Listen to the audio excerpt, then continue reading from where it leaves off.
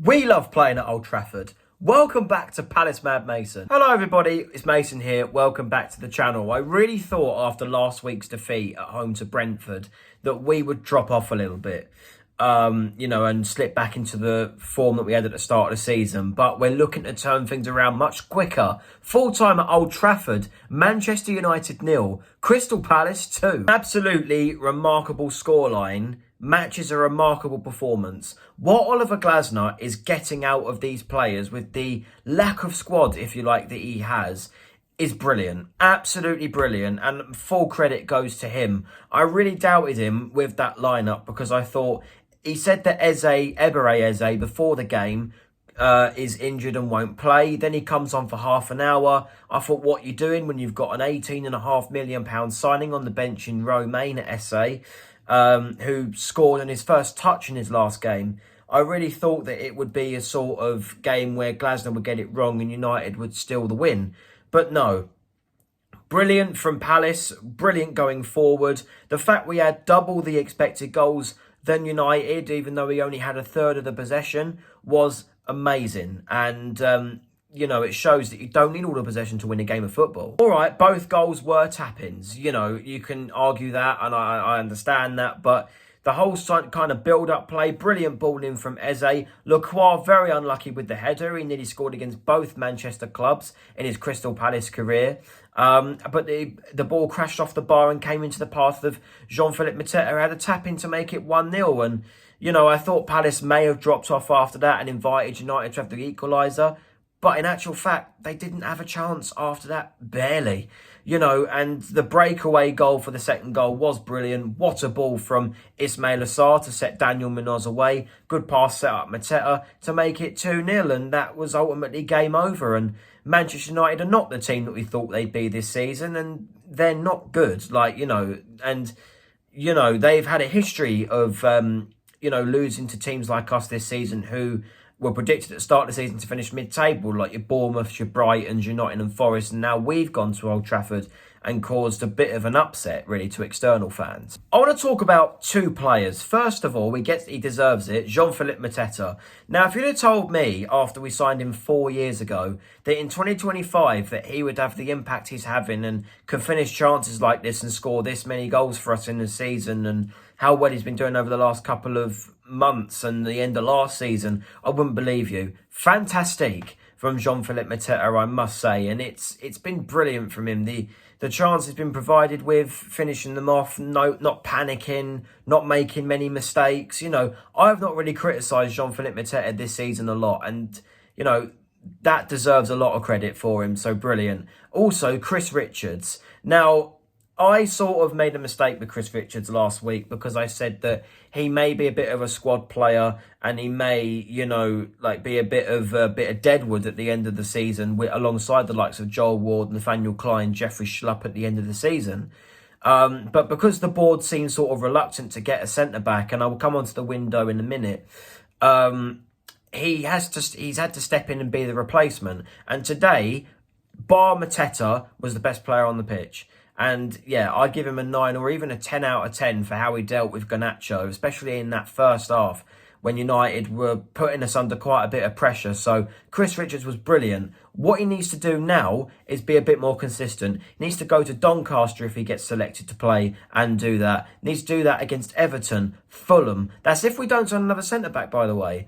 Because you never know, he may be dropped. But he needs to put in these performances consistently. That way fans might be a bit more on his side. All in all, fantastic win for Crystal Palace. To get our second win in a row at Old Trafford and to make it, that's 4 games now away from home in a row in the Premier League where we've not conceded a goal. 8 games unbeaten in the Premier League away from home as well. Absolutely brilliant records there. And yeah, to have four away games in a row in the Premier League without conceding a goal.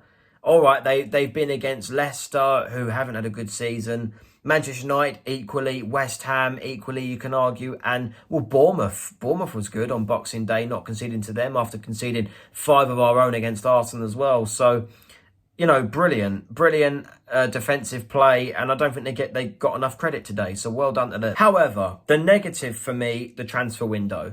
Now, I came on here and did a bit of a rant, and you may have seen it after the Brentford defeat about the state of the transfer window, and it's not really improved. And we're coming on to deadline day tomorrow, so expect a video tomorrow because Palace are looking to sign, and I think his medical's booked, Ben Chilwell on loan yet again from Chelsea. It just seems like another Trevor Chalobah. And look, if Ben Chilwell comes in and has the same kind of impact, then fine. But I feel like he's going to be the defensive Eddie Nketiah. You know, sort of hasn't played a lot. You know, he's all right, Nketiah's not injury prone, Chilwell is, and we're going to be breaking the bank to have him for the next couple of months. But yet we were haggling over 500 grand to sign who I feel is one of the most informed left backs in Europe in Malik Diouf from Slavia Prague. But you know, we're getting Chilwell instead from Chelsea, who mugged us off this month with Trevor Chalobah. I can't understand why we're going back to that. Plus the centre-back thing, the links have been very few and far between, but what have we been doing in this window? It just seems like we look like a team that wants to progress on the pitch, but off the pitch, not so much. Barely. But it's the Palace way, and we've just got to hope that we don't get injuries.